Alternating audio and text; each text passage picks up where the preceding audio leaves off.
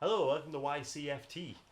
We are doing something a little bit different today. We're not actually talking about one particular film or film series. Mm-hmm. We're going to talk about cinema experiences. Anyone watching this, if you're watching something about film and you don't love film, I don't know what you're doing here, but we want to talk about our best cinema going experiences. Now that cinemas are open again, in full, like lockdown was quite tough. I think that's the longest I've ever gone without going into a cinema. Got withdrawal. I generally did get withdrawal. I just kind of start with saying I definitely think post lockdown, I don't think people know how to behave in the cinema anymore. Do you think? There was always before, and you always had the odd person on the phone Yeah. or whatnot. But now it's really bad. Usually the lights go down, people stop talking. Yeah. Now they'll talk all the way through. I see a lot of phones. I'll see flashes. People talking through. It's like people are too used to watching films on their yellow couches. Yeah. I think you've got a point. Yeah, I've just noticed that the past few films that we've been to, I've been getting more and more annoyed with people around me. Yeah, I mean, it's even. We went to see Bond very recently, and even though it was pretty near full, not entirely full, but lots of people walking up and down, in and out of the aisles, going to the toilets, and not being very subtle about it. Yeah, well, he literally ran because he didn't want to miss anything. It's like hold it, or hold it in. Maybe he ran for a different reason.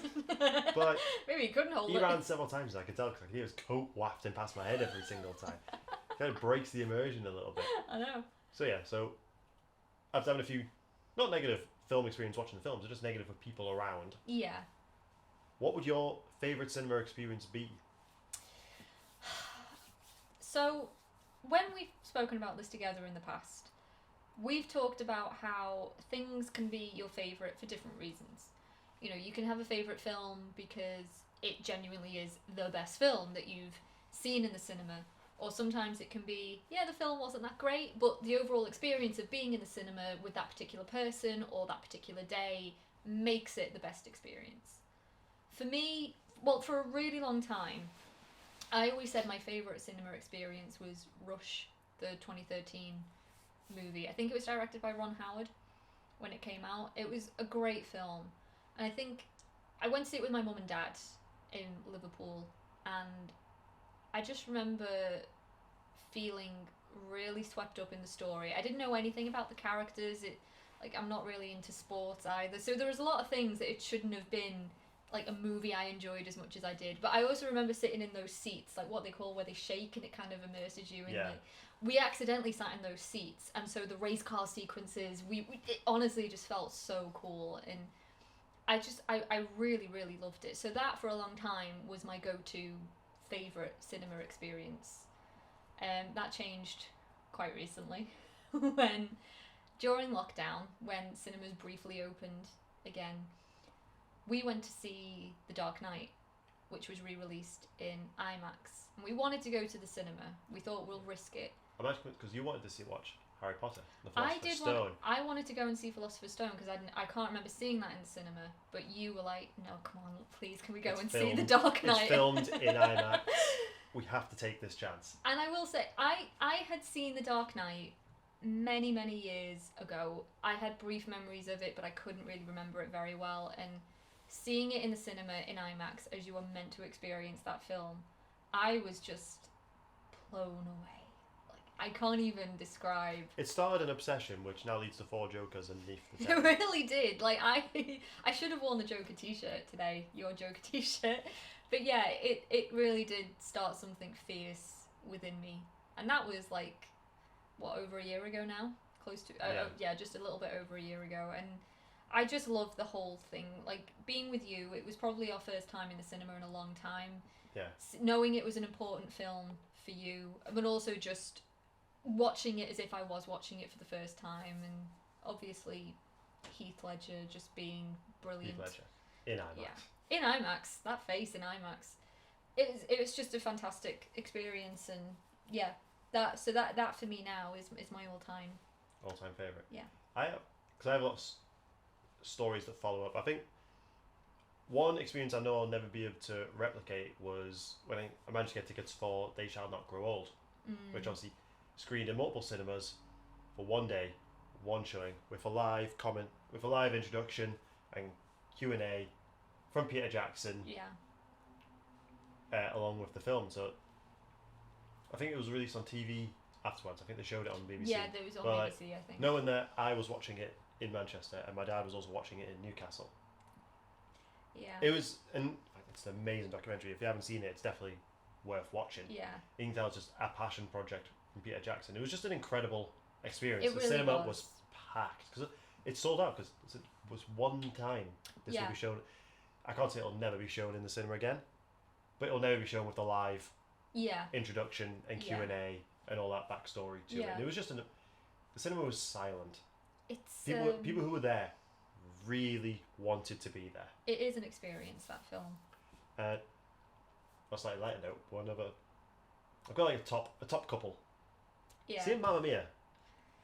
I Not can for the buy it. film. The film was fun enough, but I went with my mum and I think my sister to watch it, and people went all in. People were singing, they got up and danced, and that was like usually when people be sat quiet, but it's a musical, and if you already know the song, people just got really, really into it. Yeah. And that was It's ABBA, man. it was yeah. So yeah, that was just a lot of fun. I went to see it a second time. I went to the sing-along version on a date, and no one got up, sang, even though it was a sing-along version. It's like, Yeah.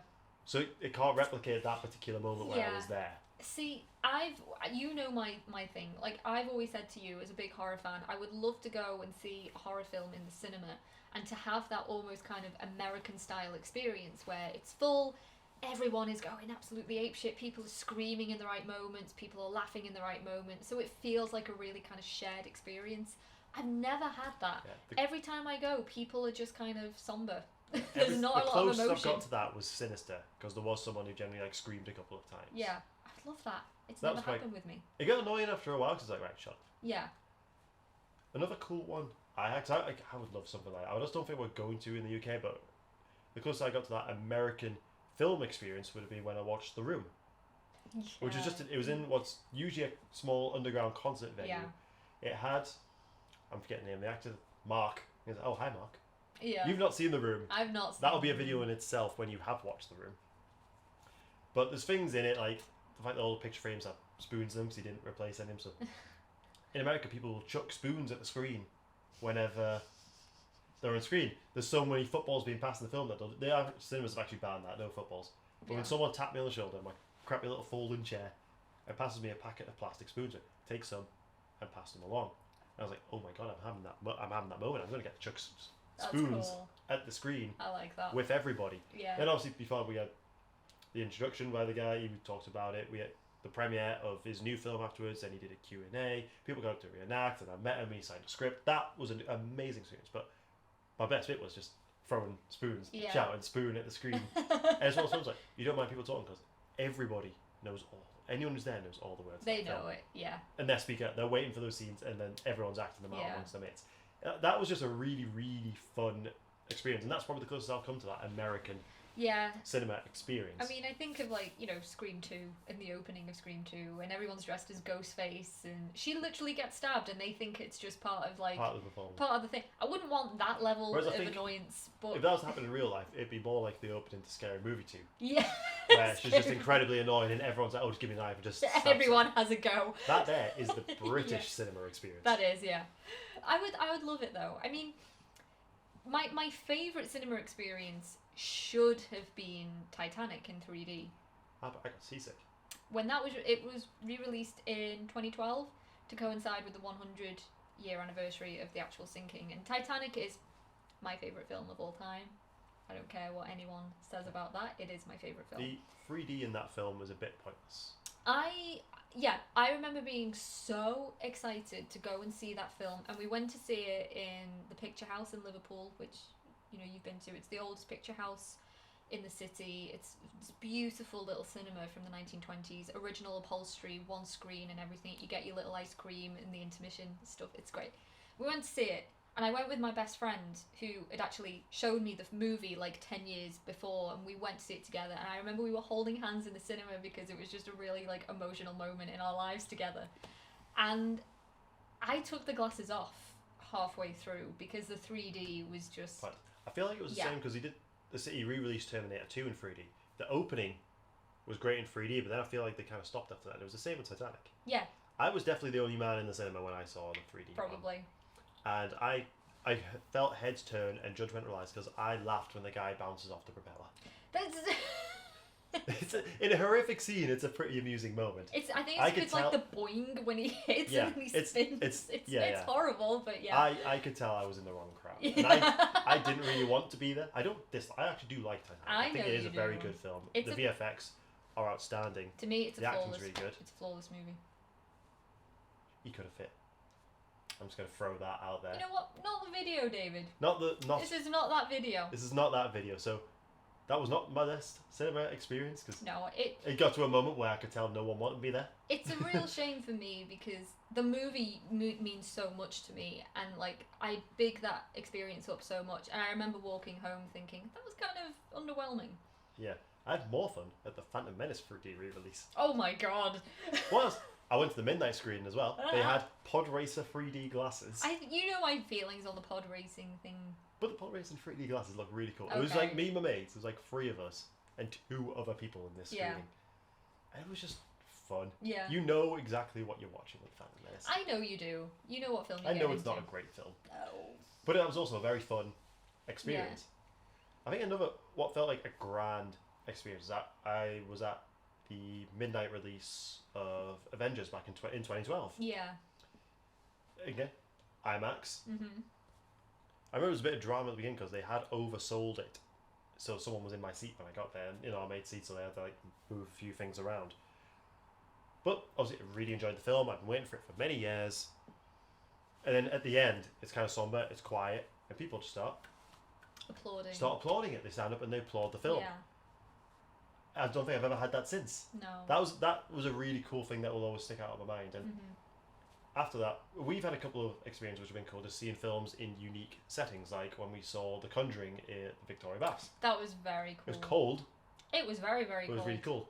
Or when cinemas are closed, that's Halloween, let's go to a drive-in, watch Annabelle Comes Home, when you got the horror tunnel to go through. Yeah. You had people dressed up as monsters on stilts who were shaking the cars, throwing blankets over the cars. They even, I was stupid enough not to lock the doors, I could see them coming, pulled the door open, grabbed you, and you could see the guy could pull back. Yeah, like, even he got scared. He was not expecting that twist. He didn't expect the door to be open. Yeah. That was a really cool experience. Oh, I loved that. I Plus, really again, did I want love that American drive-in experience. Yeah, weirdly, it's not something that kind of exists in the UK. We don't have the weather for it. We don't. What the whole thing is, you want to be in a pickup truck with some fold-out seats on the back, watching it with your snacks. Again, they couldn't do the snacks because of COVID. Which is a shame, but it was still a very fun experience. So I feel like I'm at the stage where I've seen enough films where I like to seek out little individual ways to watch it. I think I'm just chasing that room experience again. I think you probably are. But I don't know any other films where you're allowed to throw things at the screen. Yeah, I would love that experience. I would love something similar to that experience. But I think all in all, if I had to pick, my favourite now would be Dark Knight. Dark Knight. Yeah. Which, when you think about it, as an actual setting, it wasn't any different to any other film. No. But no. I think a big part of it is being in the cinema when we haven't been in a very long time. Yeah. But also watching out, you're watching that film how it was intended to be watched. Yeah, absolutely. So I'd watched it in the cinema, but I hadn't watched it in IMAX back in 2008. So I really wanted to take that opportunity. I hadn't seen it in the cinema. I have very clear memories of when it was released, when it came out. I remember seeing like trailers for it and stuff. I think I saw it at a sleepover, and that was probably the one and only time I'd seen it. And then because I was not a Batman fan, I'm not a comic book fan, I just kind of let it slip. Yeah. The obsession that you had since then. It's been intense. I don't even know if this can be seen. You can't see it. There's a Dark Knight poster right there. It's been intense. That's what I went through when I first watched it. Yeah. Yeah, and I kind of miss... I wonder how different things could have been if I did actually go and see it in cinema at the time. I mean, it's a fantastic film in and of itself. I think it was the Joker that really... Because, again, when I was younger, it never registered with me how amazing that performance was. But, yeah, I think seeing it with you, knowing it was one of your all-time favourite movies, and then just kind of, as you say, seeing it as it was meant to be seen, Yeah. it was just like a thrilling I remember, experience. in terms of seeing films available, we've seen that when Halloween 2018 came out, Yeah. they did a double bill. I got tickets for the midnight screening, but then they did another option of midnight screening, but turn up a bit early, go watch the 1978. 1978? 78, yeah, the 78. first one. I thought, I want to see one of the OG slashers, not the original slasher, Yeah. often wrongly believed to be. I thought, I better go, I want to see this. I want to see how this film was supposed to be seen. Man, that was a long night. I love that film. But by today's standards, it is very slow. Mm-hmm. Intentionally so. But I think watching that and then watching a film at midnight, I was very tired. I didn't learn my lesson when The Rise of Skywalker came out, Mm-hmm. because we got tickets to watch all three of the sequels. Yeah. With only a 10-minute break in between them. Yeah. The queue for the toilet was insane. Yeah. That's why I think the advantage of being a man and being able to go for a wee very quickly. It is a major advantage. And to watch these films, I like The Force Awakens. I like The Last Jedi more than most. But then to end on The Rise of Skywalker, which I really didn't enjoy, I was like, Underwhelming. it's like, right, it's like 3 in the morning now. I've watched I need 9 to hours leave. worth of movie. I gotta get out of here. Yeah, and I've got to work in the morning. That should have been a great moment. Yeah. Rogue One was also a really good one, actually. I went to see Rogue One. I went to the midnight screening of that, and it was packed. Mm. That was a really cool one. Yeah. It felt like the way they set it out there, big boards of it. It felt like a red carpet thing, Yeah. That's cool. but still like this tiny little, not even a cinema. It's a nightclub with a projector screen. Yeah. Watching this famously awful movie that we love, throwing a plastic spoon. It's That special. holds that place as that very special cinema experience for me. Yeah, exactly. Exactly. And that's kind of what it's all about. Again, the film itself doesn't have to be a masterpiece. It's the emotions that are attached to the film that make seeing it very special. But yeah, I think that would be my pick for me. Dark Knight. Yeah. And it's a good pick. Yeah, I think that's it really for me. Dark Knight my pick. Rush a close second. And for me, a little screen in a nightclub. Yeah. Watching a famously terrible movie. But yeah, hopefully a lot more cinema experiences to come as cinemas are now open. Yeah. Hopefully we might see a film in a cave. That's We what I'm wanna. hoping. I want to see a film in a cave. We wanna. Or maybe it's that famous. I keep seeing this famous picture of people watching Jaws on rubber rings in water. Oh my god. But I can't I'd imagine having a kill wet for that. bum for the 2 hours. I'd kill for that experience. I don't Like care. again, do we have the weather for that? I'd still do it. I would 100% I think that would do be that. a lot of fun. It would be. So yeah, as usual, thanks for watching. The couch, thanks you. Yes, this was a little different, a bit more of a It was. I think film in general discussion. we're going to do a few more topics as we go. They're not always going to be specific films and franchises. Like, we will throw the odd topic in every now and then. Sometimes we just like to have a discussion. Just have a chat. So, bye. Thanks for coming. Bye.